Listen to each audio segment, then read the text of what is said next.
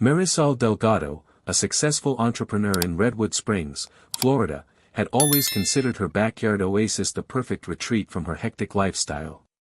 Bordered by tall hedges and a row of manicured palms, her spacious pool shimmered beneath the blazing sun, an inviting sanctuary she never imagined would cause her such frustration.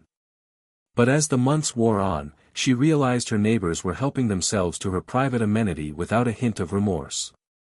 At first, Marisol shrugged off the occasional sight of footprints or a lone towel left by her pool.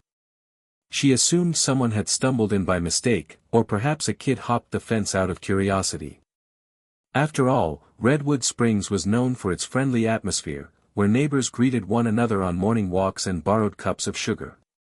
Yet, she soon noticed other telltale signs of trespassing: empty soda cans floating in the water, snack wrappers drifting along the deck, and even random pool toys abandoned in the corner. The audacity of it baffled her. Seeking to keep the peace, Marisol mentioned the matter casually to a few local residents she trusted. They sympathized but brushed it off as harmless fun. One neighbor told her, "At least they're not breaking windows or stealing anything," as though that made it acceptable.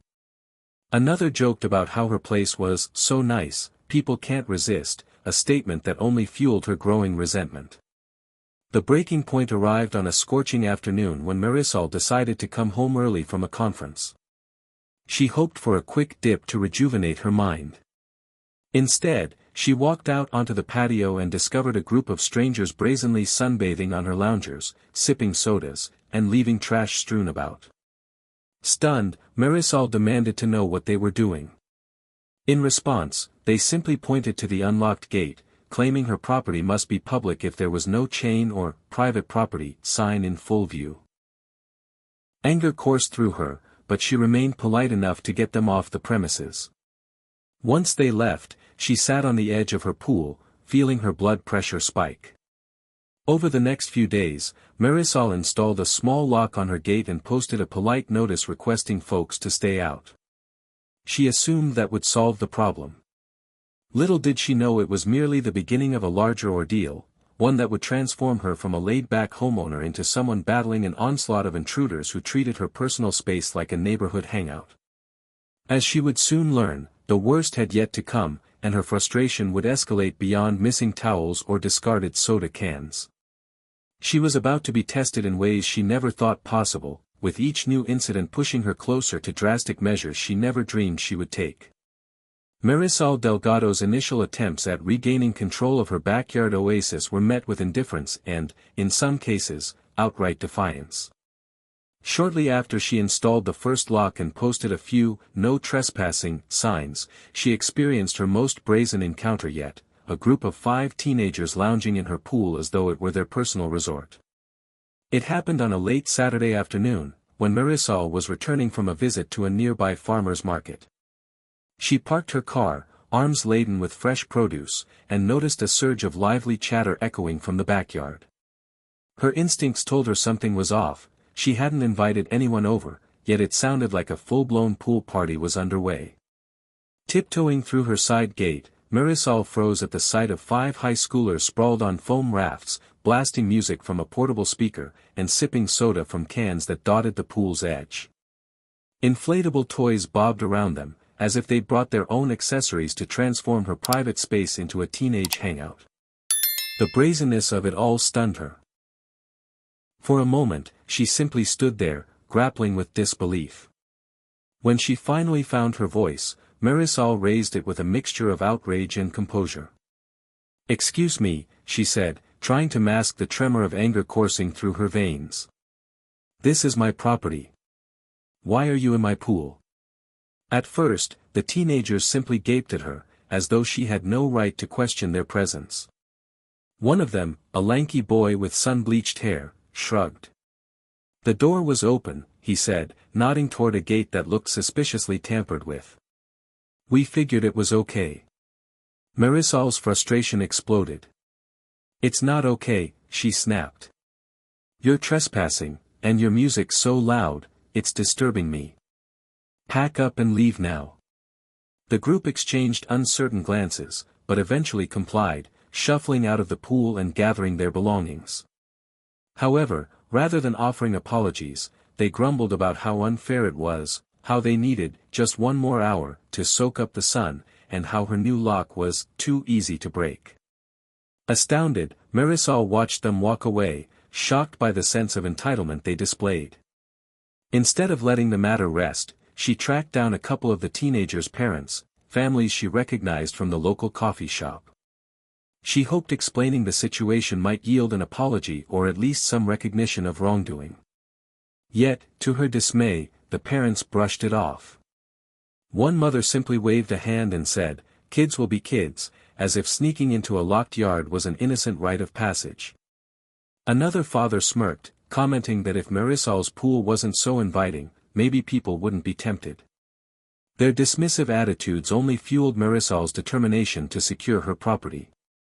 She upgraded to a heavier lock, replaced the flimsy fence latch with a sturdier mechanism, and even installed motion-sensitive lights. Still, a knot of anxiety lodged in her stomach. If these 5 teens were bold enough to break in, who else might decide to treat her backyard as a community water park? Over the next few days, Marisol took mental stock of every security weakness around her home. She noted the spots where the fence stood only chest-high, making it easier to hop over. She discovered a sliding side door to the pool supply shed that lacked a proper bolt. Rectifying each vulnerability felt like a race against time. She had no idea when the next wave of trespassers might strike. In hindsight, she realized her sense of community trust might have been naive. Redwood Springs was a pleasant place, but not everyone respected boundaries, especially when it came to something as tempting as a lush swimming pool. The situation reminded her of an old saying, "Good fences make good neighbors." Clearly, her fence wasn't sufficient. Undeterred, Marisol decided it was time to ramp up her efforts. She installed a modest security camera on her patio, one with live feed capabilities so she could check on her property even while away. She uploaded the camera's mobile app to her phone, setting it to alert her whenever motion was detected in the backyard. In theory, these measures should have made unauthorized visits a thing of the past. But her relief was short-lived. Despite the camera and locks, she soon discovered that some individuals in Redwood Springs were even more shameless than those 5 teenagers. Marisol's ordeal wasn't ending, it was evolving, taking on a life of its own as word spread about her amazing backyard paradise. Unbeknownst to her, an unexpected surge of trespassers would soon push her from exasperation to desperation, and eventually, to a plan that was both inventive and extreme. For now, she could only steel herself for whatever came next, trusting that her upgraded precautions would hold. In a community that seemed all too willing to take advantage of her hospitality, or her lack of it, Marisol realized she needed to be ready for anything. No matter how many locks Marisol Delgado installed, no matter how many cautionary signs she posted, the trespassing continued unabated. It seemed her swimming pool had become an underground sensation in Redwood Springs, a prize attraction that locals felt entitled to use whenever they pleased. Families with children, college students on break, even retirees looking to cool off began showing up at odd hours. The polite signs reading, "Private property," were either ignored or ripped down overnight. Though Marisol's security camera captured footage of various intruders climbing fences or jimmying open gates, she struggled to get the city patrol to take her concerns seriously. One exasperated officer told her, "We can't post a guard at your property, ma'am." Another shrugged and said, "If no one's getting hurt, it's low on our priority list." To Marisol, it felt like she was living in a surreal version of reality, where her own backyard was commandeered at will, and no one with authority seemed eager to intervene. She soon discovered a new source of her headaches. Snapgram, a popular social media platform, was brimming with posts tagging Marisol's Oasis as a hidden gem for free swims. Some photos showed smiling groups of teenagers with captions like, "Chilling at the best pool in Redwood Springs, SH, don't tell the owner." Others included short videos of nighttime parties, complete with cheap string lights, loud music, and inflatable toys. Horrified, Marisol scrolled through dozens of posts, each one confirming her worst fear: her backyard had become a clandestine community center. What truly infuriated her was the small group of unscrupulous locals who began charging strangers for entry to her pool. They posted listings on lesser-known sites, claiming to have exclusive access to a luxury backyard experience, citing pictures they'd taken from Snapgram.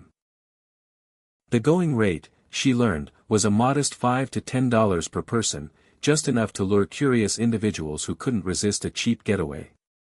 Marisol contacted the city patrol about this scam, but the officers remained slow to act. They insisted she'd need concrete proof of money exchanging hands.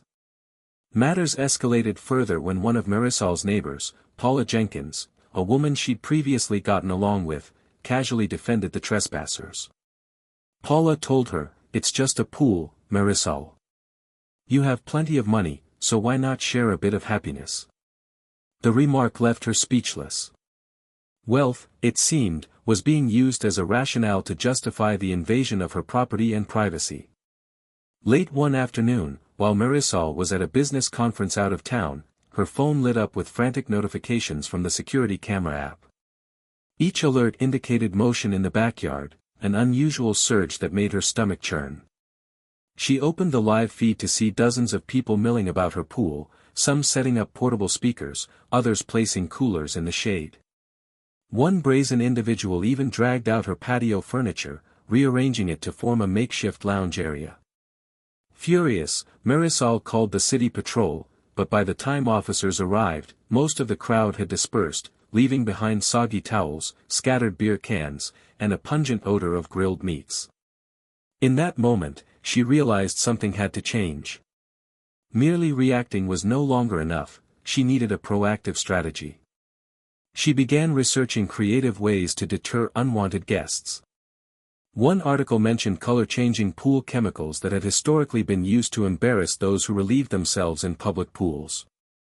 Another described specialized dyes that discolored hair and skin if exposed for long periods. While these methods sounded extreme, Marisol felt drawn to the idea. Could such an approach make intruders think twice? After days of contemplation, she formulated a multi-step plan. First, she'd upgrade her pool with a specialized water treatment designed to release a vivid purple tint upon contact with any external agent, a chemical ironically called Aqua Dye Defender. The compound was advertised as safe, but it left a temporary stain on skin and swimsuits. She reasoned that a bright purple tinge would be a powerful deterrent. Second, she would erect bolder warning signs, no more polite phrases. Instead, in large red letters, "Caution, chemically treated water. Enter at your own risk," would greet anyone foolish enough to bypass her gate. She also arranged to have her security cameras replaced with higher resolution versions, each equipped with night vision and direct streaming to a cloud account. This way, she could not only watch trespassers in real time but also have clear evidence if she needed legal recourse.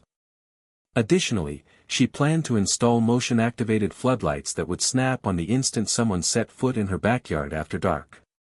Of course, each step cost her a small fortune, money she would rather have spent on personal comforts or investments. But Marisol was past the point of caring about trivial expenses. The daily anxiety and mounting rage over the invasion of her personal space overshadowed any concern about cost.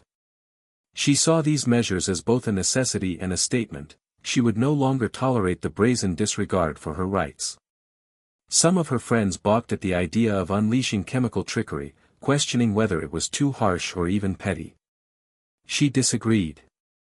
From her perspective, it was a measured response to months of harassment and boundary violations. If Redwood Springs City Patrol refused to step in effectively, and if neighbors believed her wealth obligated her to share her property, then it was time for an unconventional approach to reclaim her territory. Energized by this new resolve, Marisol began ordering supplies and arranging for a professional pool technician to help calibrate the Aqua Dye Defender. Her plan would take a couple of weeks to fully implement, but she felt a renewed sense of hope. Yes, it was extreme, but after months of being dismissed and exploited, she believed a little drama might be exactly what was needed to restore her peace of mind. In the quiet hours of a late summer night, she stared at her once beloved pool through the window. Soon, it would no longer be a magnet for uninvited guests. She smiled grimly, imagining the shock on any trespasser's face when they emerged from the water stained in purple. Perhaps then, Redwood Springs would finally understand the concept of private property. As if on cue, Marisol Delgado's determination was tested the very day after she finalized her plan to deploy Aqua Defender. While waiting for the specialized chemicals to arrive, she received another flurry of notifications from her security camera app. This time, the culprits weren't rowdy teenagers but full-grown adults who seemed to think they could host a family reunion in her backyard. Peering at the live feed on her phone, Marisol watched in astonishment as a group of at least 10 people, couples, toddlers, and even a grandma, slid open the side gate and shuffled inside. One of them carried a foldable table, another had a portable grill, and someone else was lugging a large cooler. It looked disturbingly organized, as though they'd planned this outing well in advance. They set up their mini-event on her pool deck, establishing a station for snacks, drinks, and even a boombox for music. Seething, Marisol phoned the city patrol once again, but the dispatcher's weary tone suggested they'd be slow to respond. "We'll send someone as soon as we can," the operator said in a monotone voice. Furious, Marisol realized, "as soon as we can," translated to a half-hour wait at best. Plenty of time for these people to enjoy a free swim and then slip away without consequence. Deciding she'd had enough, Marisol drove home from her office, navigating traffic with clenched fists. Upon arriving, she parked on the street, hoping to catch the trespassers off guard by entering through a side path. Sure enough, as she crept up to the gate, she heard laughter and the sizzling sound of meat on the grill. Carefully, she nudged the gate open and stepped into the yard, her heart pounding with a volatile mix of anger and disbelief. 4 adults were in the pool, casually floating on inflatable rings that had certainly not come from her storage shed. Someone had brought them in. 2 more adults stood by the grill, flipping burgers, while the rest sat around chatting as if this were their personal retreat. Children giggled as they splashed around in the shallow end. The entire scene resembled a neighborhood block party, except it was happening without the owner's permission. "Excuse me," Marisol said loudly, her voice quivering. The group halted their activities, turning to face her. "This is my property," she continued, hands balled into fists. "You all need to leave, right now." One of the men in the water shot her a disarming smile. "Oh, we thought your place was open for everyone." "The door was unlocked, and we heard it was fine to use the pool." "It is absolutely not fine," Marisol snapped. "You're trespassing. Pack up your stuff and go." At first, the group looked taken aback, but then a couple of them started making excuses. One woman gestured to a social media post she'd seen, claiming it implied the pool was public. A man holding a spatula argued they were clean, respectful people who wouldn't cause trouble. Marisol's temper flared. They'd broken in, set up a grill, and were cooking on her property, yet they considered that respectful? She marched over to the grill and turned off the propane tank. "You're leaving, or I'm calling the city patrol again, although I already did, and they might show up any minute." At that threat, the group began hurriedly gathering their belongings. Murmurs of discontent passed among them, as if Marisol were the villain for interrupting their impromptu barbecue. A few shot her dirty looks, while one older woman muttered something about wealthy snobs. Within minutes, the yard cleared out, leaving behind empty soda cans, torn paper plates, and grease splatters on the concrete. Disgusted, Marisol surveyed the mess, feeling more certain than ever that her upcoming plan was justified. After grabbing a broom and trash bag to tidy up, she sank into a patio chair, too drained to fully appreciate her success in ousting the intruders. The thought of repeating this scenario endlessly, chasing off uninvited guests, cleaning up after them, left her trembling with fury. She needed to escalate her deterrence. The locks and polite signs were worthless against such blatant entitlement. True to her decision, Marisol placed a call to a pool supply company that specialized in unique chemical treatments. She arranged an expedited delivery of the Aqua Defender, paying extra for overnight shipping. She also confirmed a date for the technician to calibrate the system so the water would turn a vivid, non-toxic purple after just a few minutes of exposure to swimmers who disregarded the new warnings. The idea was that if someone attempted to use the pool illegally, they'd soon be sporting a noticeable purple tint on their skin and swimwear, a perfect badge of guilt. The next step was to order sturdier warning signs, ones that left no room for interpretation. Gone were the simple, private property notices. Instead, she opted for bold red letters against a neon yellow background, reading, "Warning, highly treated pool water. Unauthorized use may result in visible discoloration. Enter at your own risk." She imagined that even the boldest trespassers would hesitate if they believed they'd be dyed on contact. Marisol also scheduled time off work to oversee these installations personally. She wanted to ensure the new signage was impossible to miss and that the chemical system was tested thoroughly. While the city patrol's negligence frustrated her, she recognized that relying on them alone was futile. This was her private battle, and she would be the one to win it. In a final stroke of resolve, she decided to record a video statement for her own records, an insurance policy of sorts. Standing by the pool, she filmed a short clip detailing how she had repeatedly been forced to chase away intruders, how the law offered minimal support, and how she was now resorting to specialized chemicals for self-defense. If anyone tried to sue her for staining their skin or clothes, she'd have undeniable proof that she had given fair warning. As the sun sank below the horizon that night, Marisol felt a mixture of anxiety and anticipation. Would this plan come off as petty or genius? She wasn't sure, but she knew she had no other choice.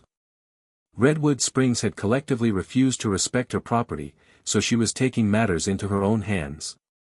Tomorrow, the transformation of her beloved backyard oasis would begin, into a color-coded fortress that promised to highlight anyone who dared to ignore her boundaries.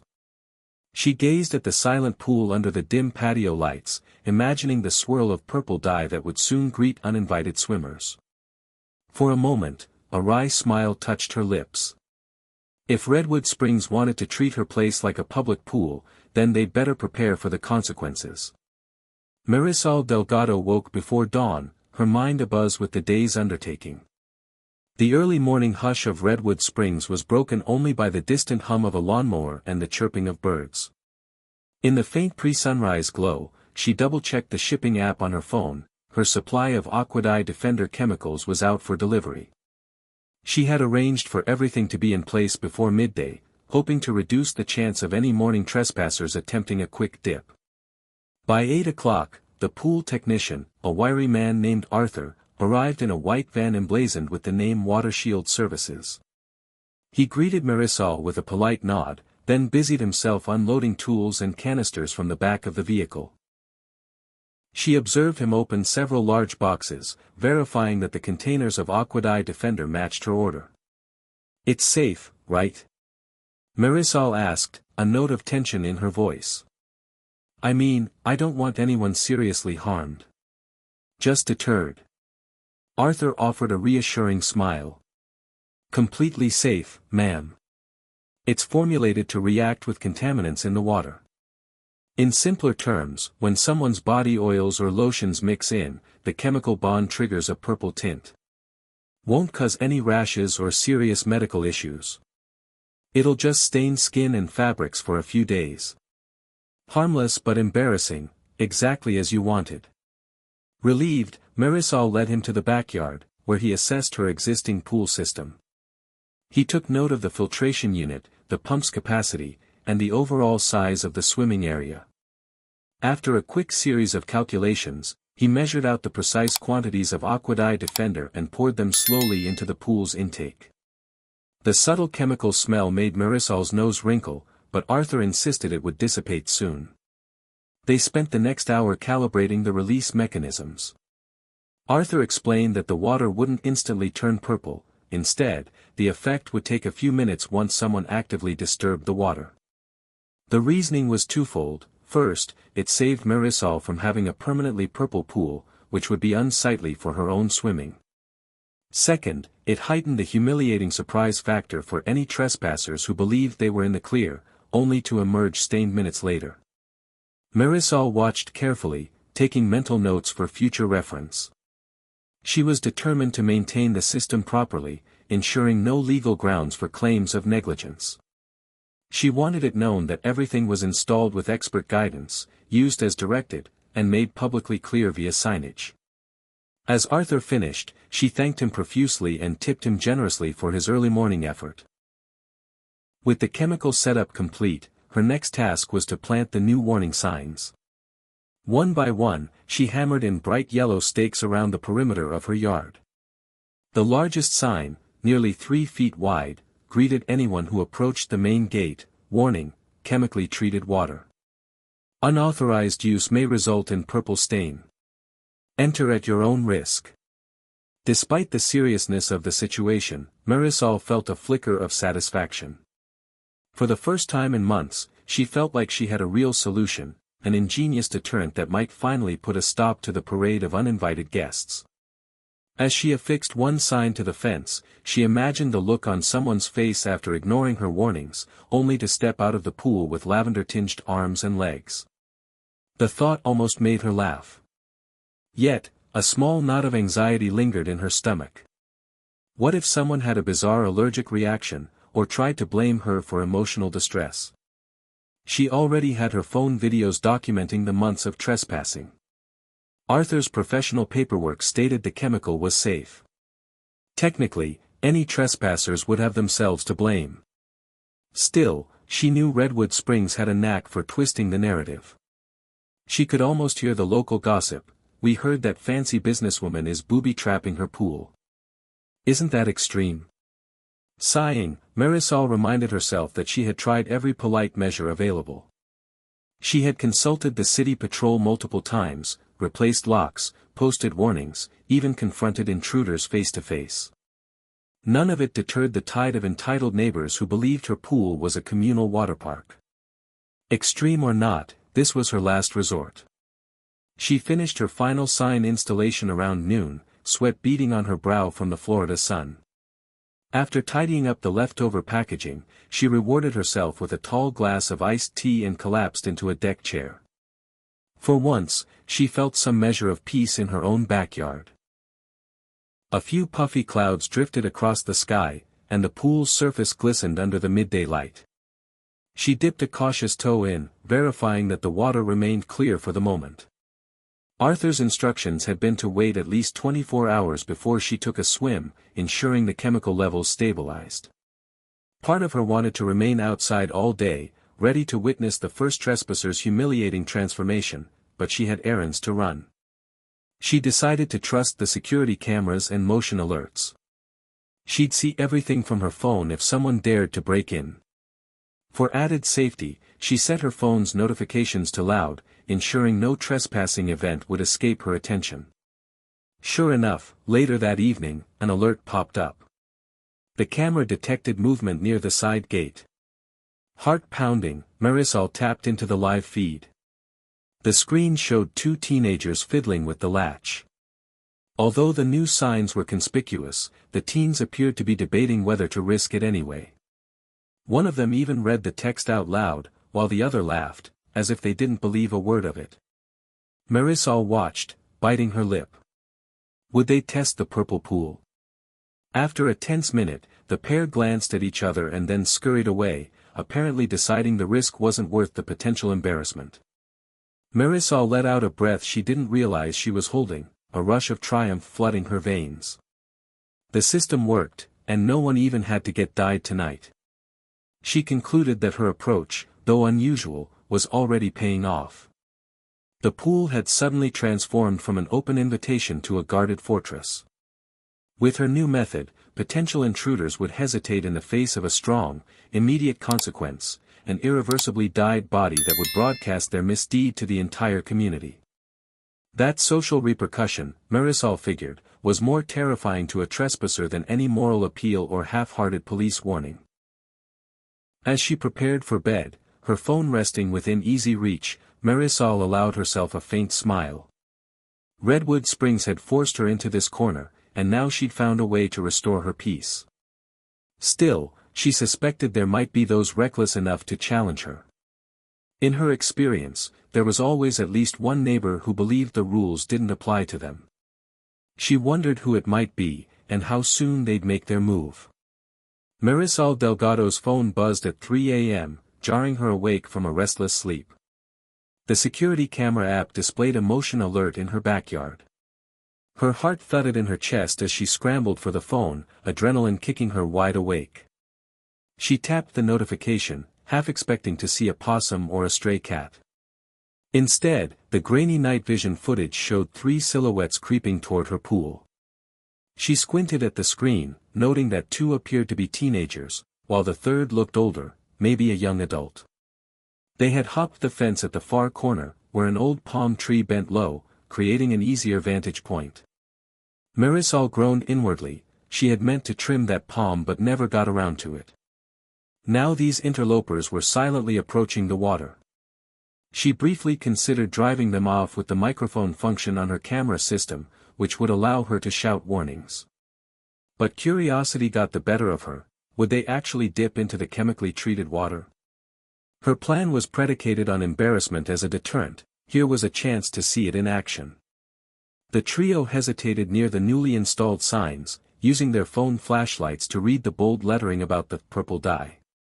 One teenager giggled, apparently dismissing the threat. The older figure shrugged, as if to say, why not?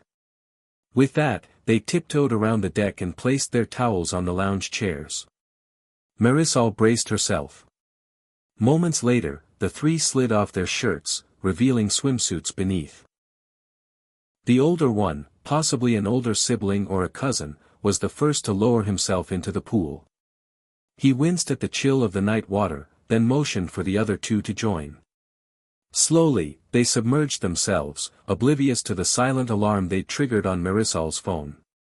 From her bedroom, Marisol's pulse raced, an odd mixture of satisfaction and fear. She worried about potential legal ramifications if something went awry, but she also couldn't deny a flicker of vindication. They had no business being in her pool at such an hour. If they emerged tinted purple, that was on them. She watched for 3 minutes, then 4. Initially, the water remained clear.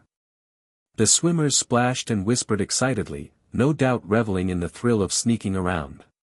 But around the 5-minute mark, a subtle haze began to swirl in the underwater lights. Marisol leaned closer to her phone screen. It was happening.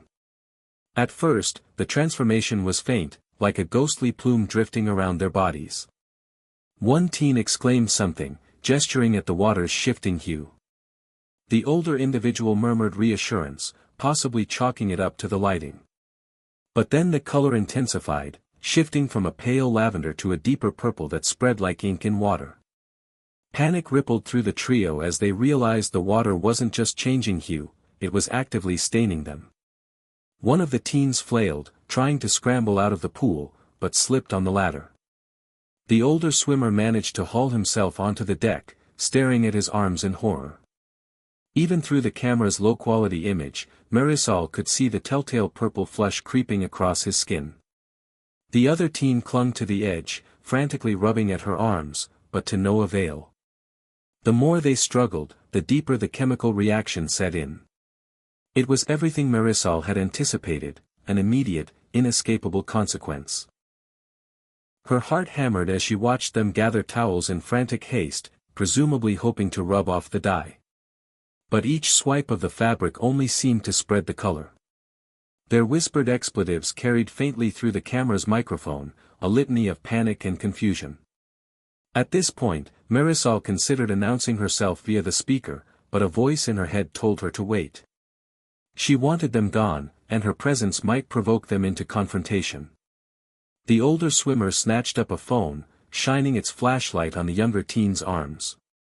One gasped, clearly mortified by the splotchy purple patches blooming across her legs. Without bothering to dry off properly, the 3 intruders abandoned the pool area and rushed toward the fence. One tried to climb while still dripping wet, nearly losing his grip.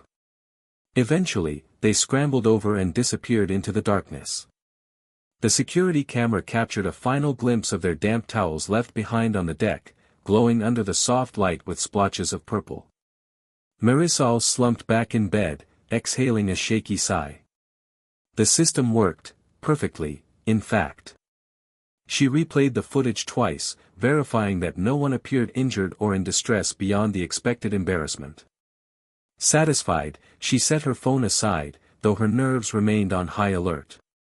Sleep wouldn't come easily after such a dramatic event.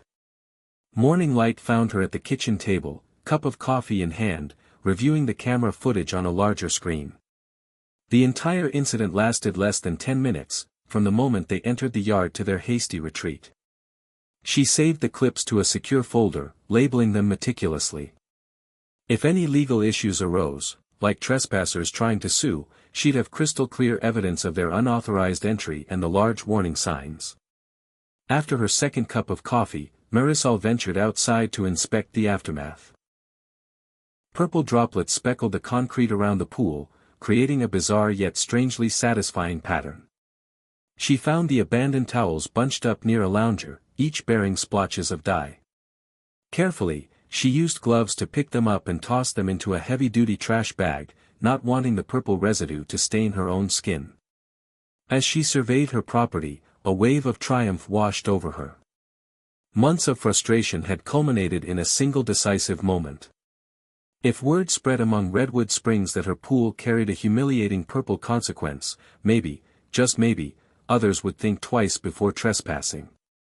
She considered sending an anonymous note to the local neighborhood forum, something along the lines of, "Free swim at your own risk," but decided the rumor mill would handle that job without her intervention. Still, she wondered how the three would react once day broke and they saw the extent of the staining in natural light. Perhaps that shock would prompt them to spread the word more effectively than any sign could. In a sense, they were now unwitting messengers of her new system. Disregard Marisol's boundaries, and you'll literally wear the evidence. For the rest of that day, she went about her business with a sense of renewed confidence. She no longer felt helpless against the swarm of neighbors, the unsympathetic city patrol, or the dismissive attitudes.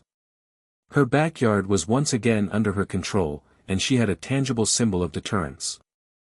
Nevertheless, a small part of her braced for pushback. Some local busybody might label her reaction excessive, or the city patrol might question her methods.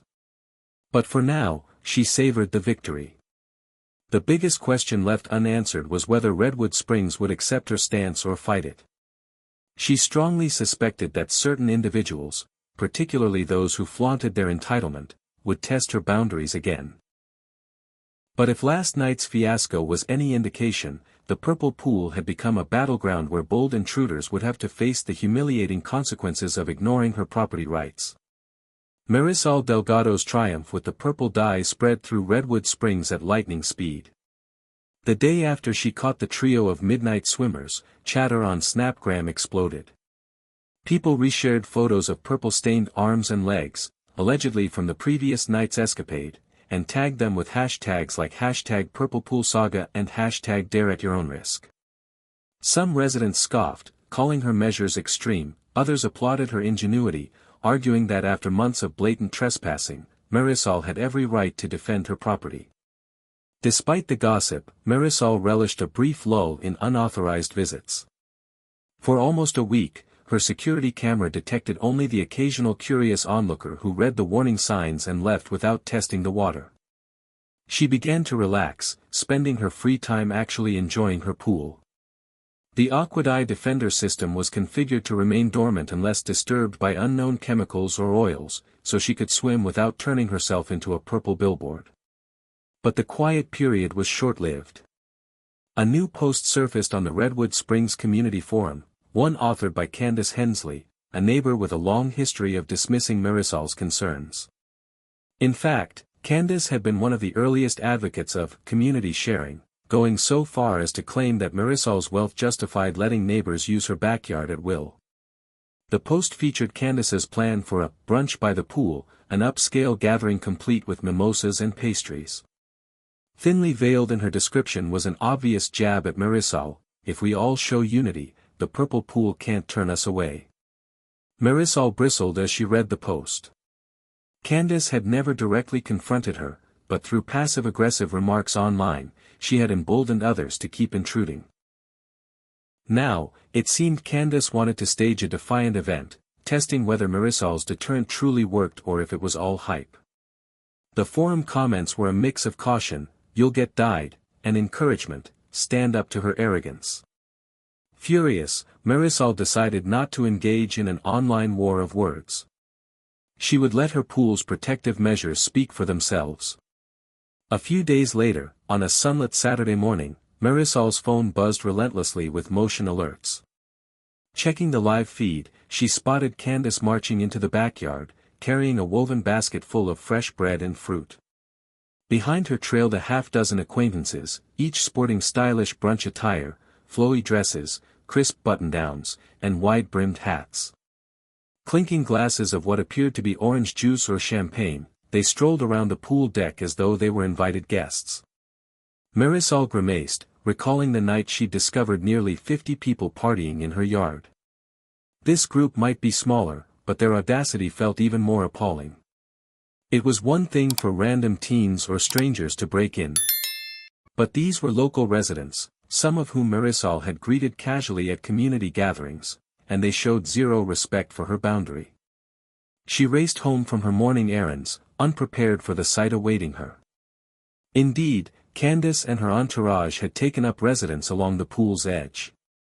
One was positioning a small portable speaker on the patio table, while another fiddled with a tray of finger sandwiches.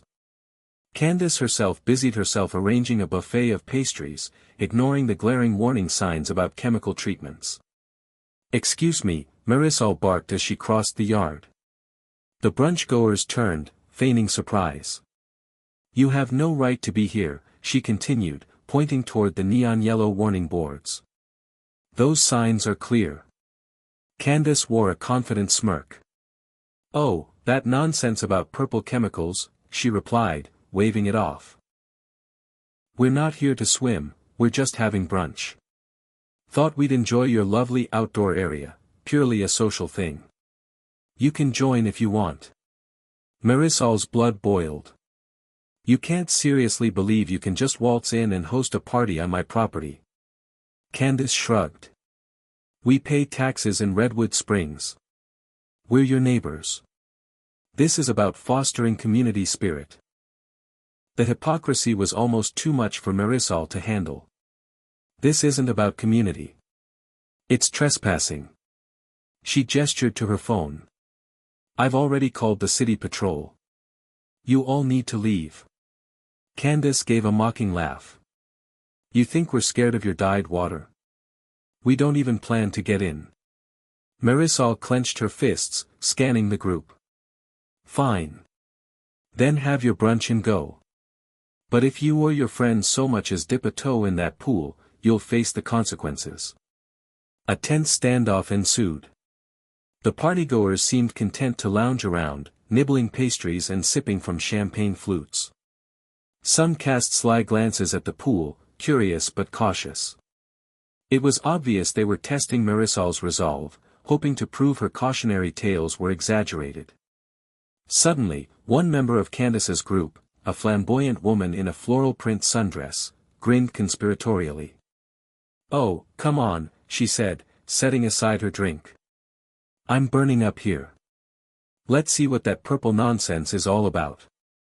She kicked off her sandals and approached the pool steps, eliciting gasps from her companions. Marisol darted forward. "Don't you dare," she snapped, but she was too late. The woman stepped down onto the first submerged step, ankles in the water. A hush fell over the group as they waited for something to happen. Initially, nothing changed, the crystal-clear water gliding around her feet. Smirking, she swished her toes, as if to taunt Marisol. Moments later, Candace's phone beeped, and she checked it with an amused expression, presumably to see if a Snapgram post had popped up. Meanwhile, the other guests resumed polite chatter, believing they had called Marisol's bluff. Tension gnawed at Marisol's stomach. She knew the chemical reaction took a few minutes, but she prayed it would kick in soon, or else Candace and her friends would claim victory. Sure enough, around the 3-minute mark, faint purplish tendrils began to swirl at the woman's feet. She froze, a confused expression overtaking her face. One of the onlookers pointed, letting out a shriek. The water around her ankles turned a deep shade of violet, and as she jerked her foot up in panic, the color clung to her skin. The group gasped in unison. Candace dropped her pastry, stepping backward. "What the?" she muttered, eyes wide. The stained woman desperately tried to climb out, but each movement only spread the dye further up her calves. Her squeals of horror shattered the brunch's veneer of sophistication. Marisol crossed her arms, simultaneously outraged and triumphant. "I warned you," she declared. "I'll say it again, get off my property." In the chaos, a couple of the brunch-goers tried to help their friend, only to pull away upon seeing the stark purple splotches. Candace rushed forward, holding towels, but paused at the last second, apparently fearing the dye would transfer. A chorus of frantic whispers and curses followed as they realized just how noticeable the staining had become. Finally, Candace raised her voice, barking at everyone to pack up. They abandoned the pastries, the half-finished mimosas, the portable speaker, everything was left behind in their haste. The unfortunate woman who tested the water limped away, her legs streaked with violet. Moments later, the entire group fled through the gate, their bravado evaporated. Marisol let out a shaky breath, stepping carefully to avoid the slick footprints left on her patio. She stared at the remnants of Candace's brunch, recognizing that, in a way, the confrontation was far from over. Candace, with her influential circle of friends, would surely spin the story, possibly calling Marisol malicious or over the top. But the truth was undeniable, they had trespassed, and they paid the price. For the next half hour, Marisol cleaned up spilled juice, scattered pastries, and wine glasses. She tossed everything into garbage bags, noticing flecks of purple wherever the brunchgoers had rushed across the deck. Despite the mess, she felt a renewed sense of satisfaction. This was no mere rumor now. Candace, the biggest advocate for community sharing, had personally witnessed the purple pool's effect. The message was clear, not even the most dismissive or socially influential neighbor could waltz in without repercussions. Marisol just hoped this high-profile incident would finally drive the point home to Redwood Springs at large. Less than 24 hours after Candace Hensley's disastrous brunch, the images of her stained friend were plastered across Snapgram and the Redwood Springs Community Forum. Someone from Candace's entourage, perhaps out of spite, had snapped photos of the fiasco and posted them with scathing captions. The pictures showed the woman's calves streaked in brilliant purple, her once fashionable sundress spattered with splotches of dye. Online, reactions were split. Some criticized Marisol Delgado as cruel and vindictive, labeling her methods chemical warfare. Others defended her, pointing out how she had repeatedly asked neighbors to respect her private property and how she'd given ample warning. The social media debate raged for days, overshadowing even the usual local gossip about yard sales and lost pets. Marisol monitored these discussions from a distance, refraining from direct engagement. She felt uneasy about how quickly the narrative turned sensational. While she had no regrets about defending her pool, the barrage of half-truths and exaggerations online tested her patience. Rumors swirled that she'd used industrial toxins or that people had been hospitalized.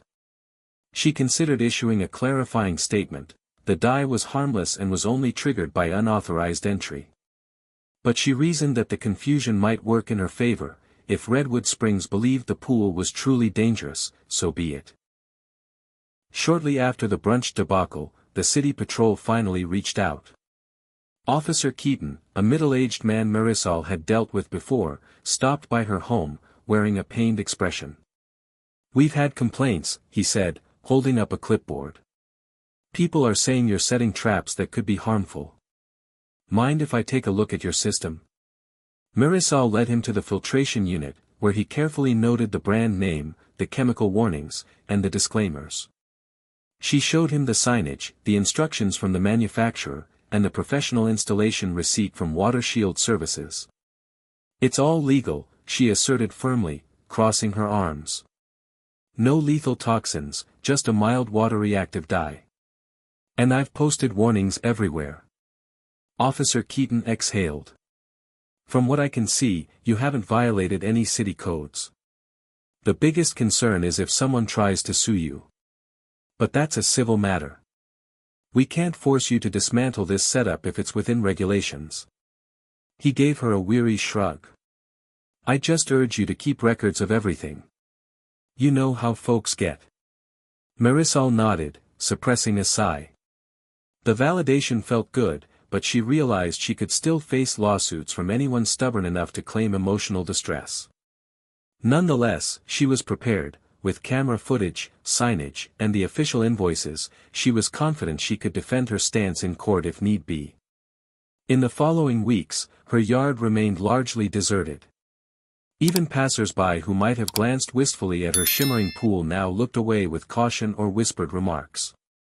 Snapgram posts about the purple pool began to wane, as fewer dared to challenge her protective measures. Marisol breathed easier, finally able to enjoy a sense of normalcy. Yet, in Redwood Springs, a town known for its streak of entitlement, peace never lasted long. Fresh rumors suggested a new wave of rebellious teenagers was plotting a group dare swim, spurred on by the attention garnered from purple-stained swimmers. Although Marisol had no direct evidence, she did see cryptic messages on local forums. "What if 50 of us jump in at once? She can't stop us all from going purple, right?" The notion that going purple en masse could become some bizarre badge of honor sent a chill through her. She realized that for some, especially thrill-seeking youth, the very existence of a forbidden pool with a humiliating consequence made it more alluring. It was like a challenge or a local legend: get dyed and become a Redwood Springs folk hero. Unease grew inside her. Should she install additional defenses, or would that escalate matters further? She debated adding a motion-triggered siren, but that might freak out the neighbors who were genuinely passing by. Another angle was to connect with the local homeowners association for support, yet she doubted their capacity to handle such an unusual dilemma. Then, a new development surfaced. Candace Hensley, apparently still smarting from her public embarrassment, hinted at a lawsuit. She posted on the community forum that she was consulting attorneys about the health risks associated with dyed water. A few supporters cheered her on, claiming Marisol had gone too far. Others mocked her, pointing out that if she hadn't trespassed, none of this would have happened. Marisol braced for legal threats, but as days passed, no official letters arrived in the mail, and no attorneys contacted her. Likely, Candace discovered the uphill nature of proving damages from a clearly labeled, harmless dye. Still, the tension gnawed at Marisol, making her suspect Candace might try a different tactic. One evening, as Marisol relaxed on her patio, she spotted a figure lurking near the fence. Her motion lights activated, illuminating a teenage boy holding up his phone, apparently filming her backyard. Startled, Marisol approached, only to see the boy sprint off into the night. Checking Snapgram an hour later, she found a brief clip of her property, accompanied by dramatic music and text urging Redwood Springs youth to save the pool from the chemical tyrant. The post garnered dozens of comments egging on a mass infiltration. Some labeled it a purple pool flash mob. Alarmed, Marisol realized the battle wasn't over. If anything, her success in deterring casual intruders had turned the conflict into a challenge for the more defiant members of the community. Shutting her phone, she gazed at the gentle ripples of her otherwise serene pool. The reflection of the security lights danced across the water's surface, mocking the notion of tranquility. Marisol resolved to stay vigilant. She updated her camera software, ensuring she received real-time alerts and had a direct link to contact the city patrol. She even contacted Officer Keaton again, informing him of the possible large-scale event. He grimaced, admitting resources were thin, but he promised to relay her concerns at the next shift briefing. In quiet moments, Marisol found herself missing the days when her biggest annoyance was a single soda can left by the pool. Now, she was at the center of Redwood Springs' strangest controversy, a high-stakes tug-of-war over property rights, entitlement, and local rumor mills. She recalled childhood stories of mythical guardians protecting treasures from would-be thieves, marveling at how her life had taken on a similarly bizarre theme. Instead of a sword, she wielded purple dye. Instead of heroic defenders, she had to rely on motion-activated cameras and stern signage. The final straw, she feared, would come if a large group of people decided to test her simultaneously, overwhelming her ability to respond. Could the Aquadye defender handle dozens of swimmers at once?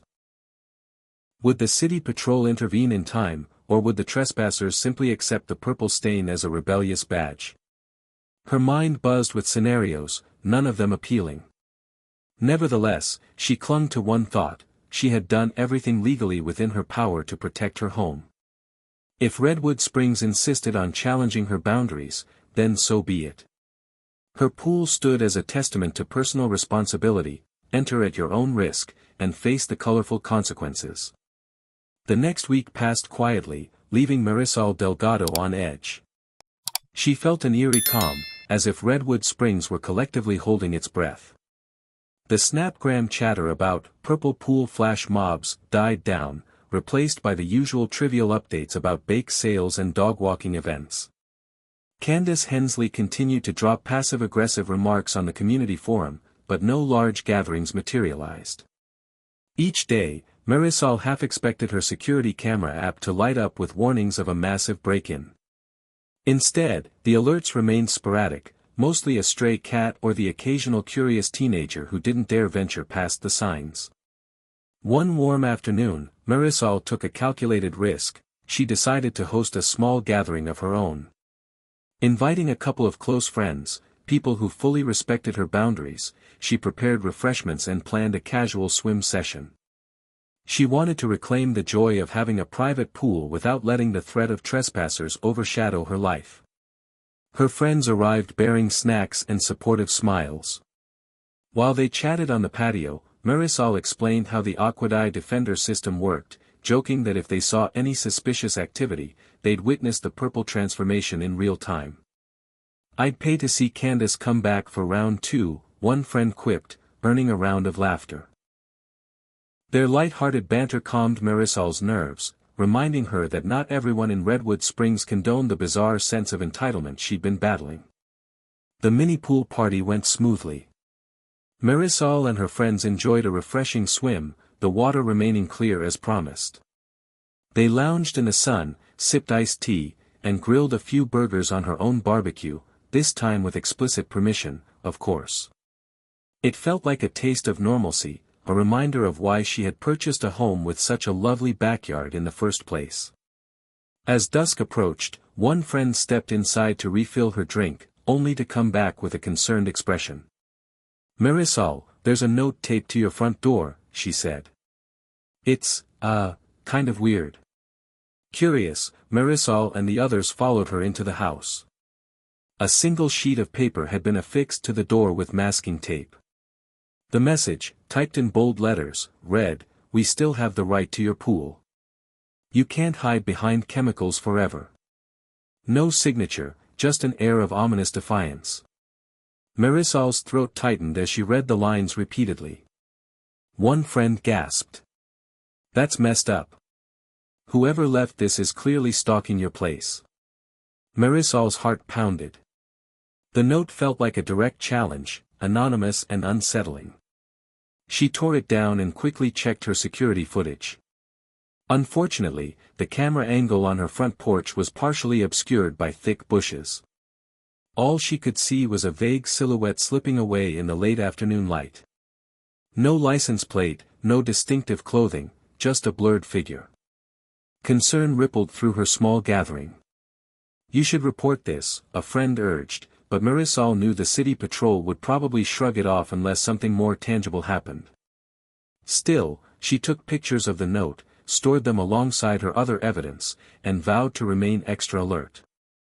Before her friends left, they helped her recheck the perimeter locks and motion sensors. Everything seemed in order. After bidding them goodbye, Marisol stood alone on the porch, staring at the fading sunset. Her enjoyment from the day's small victory now tempered by an undercurrent of menace. Whoever had left that note wasn't just a random curious teen, they had a specific agenda, undermining her right to own a private pool. That night, she found it impossible to sleep. She half expected an army of trespassers to swarm her backyard at midnight, brandishing torches and chanting about community ownership. She kept her phone close, notifications turned high, ready to leap into action at the slightest beep. But, as the hours dragged on, no alert came. Morning brought a strange sense of relief mixed with dread. Another day, another chance for Redwood Springs' rowdier inhabitants to test her defenses.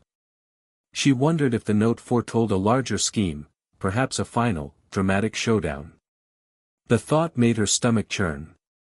Part of her considered calling relatives in a different town, maybe even leaving for a short vacation. Yet, that idea felt too much like surrender. She refused to abandon her own home because of a few bullies. By midday, she resolved to stay put, to remain vigilant, and to trust that her proactive measures, purple dye, clear signs, top-notch security cameras, would hold firm. She also had the backing of a few supportive neighbors who, while not vocal on social media, sent her private messages agreeing that property rights were being trampled. Their quiet encouragement made her believe there was still a thread of decency in Redwood Springs. A final check of her yard revealed no new footprints, no new notes. The pool glistened under the Florida sun, deceptively inviting. For now, it remained her peaceful oasis, warded by the unspoken threat of embarrassing consequences. Pulling out her phone, Marisol rewatched the footage of the last attempted intrusion, a visual reminder of why she wasn't overreacting. Regardless of the threats, Marisol felt a simmering resolve. Her purple pool strategy had worked so far, and if certain individuals wanted to escalate matters, she would respond in kind. At least she wasn't cowering behind locked doors, letting trespassers run rampant. She took a steadying breath, determined to face whatever Redwood Springs might throw at her next. A few days passed without further incidents, giving Marisol Delgado a fragile sense of calm. She resumed her usual routines, morning jogs, remote work calls, and short errands around Redwood Springs, though she remained hyper-alert. Every time she passed a group of chatting neighbors or an inquisitive teen, her pulse kicked up, wondering if they harbored resentment toward her purple pool defense. Late on a Saturday evening, her phone pinged with an unfamiliar text. The message read, "Check your backyard. We're done playing." Attached was a grainy photo of her pool, presumably taken from behind the fence. An icy jolt of fear stabbed through her. Was this another threat, or a hoax? She hastily flipped on her security camera feeds. The motion detectors showed no activity in the past hour, so whoever took the photo must have done so earlier in the day. Stomach twisted in knots, Marisol powered through her emotions and walked outside, carefully sweeping a flashlight across the yard. The perimeter fence stood intact, the gate lock remained unbroken, and the pool's water shimmered innocently under the porch lights. Yet the note's ominous tone set her nerves on edge. She double-checked every corner, half expecting to find graffiti or sabotage. Nothing seemed out of place. Returning to her living room, she saved the threatening text, labeling it "possible escalation." If these individuals wanted to intimidate her into removing the dye system, they were sorely mistaken. She refused to yield. Another day went by without a single intrusion. Then a second. Then a third. In fact, Redwood Springs grew quieter than she'd ever known it to be. The social media chatter died down almost entirely, as though the entire town had collectively decided to drop the subject of Marisol's pool. Even Candace Hensley's barbed forum posts stopped appearing. While Marisol appreciated the respite, the abrupt silence unnerved her. She harbored a nagging suspicion that something larger was brewing. Perhaps the rebellious teens had realized the city patrol wasn't on their side, or maybe they recognized the futility of fighting against Marisol's well-documented precautions. On the fourth morning of this lull, she awoke to a bright sunrise, feeling cautiously hopeful. She poured a cup of coffee and ventured out to the patio. A gentle breeze rustled the palm leaves, and sunlight danced across the pool's surface. Taking a seat, she let the warm air soothe her worries. For all the drama that Redwood Springs had thrown at her, she still cherished this slice of paradise. She deserved to enjoy it without fear, and she would keep defending it as long as needed. Just as she sipped her coffee, she heard a faint buzzing sound, her phone's camera app sending a motion alert. Heart fluttering, she checked the screen. A young child stood at the gate, peering through the bars. Dressed in bright clothes, the child looked about 8 or 9 years old, accompanied by an adult who lingered in the background. Immediately, Marisol recognized them. They were Candace's children, or at least one of them. The same kids who had sometimes joined in the unauthorized swims before the purple dye era. She braced herself. Would they try to climb over the fence? To her surprise, the child merely rattled the lock, pointed at the sign, then seemed to realize how serious it was. In a flash, a spray of water from the newly installed sprinklers erupted, triggered by the motion sensor near the gate. Glistening droplets sprinkled the pair, who shrieked in surprise.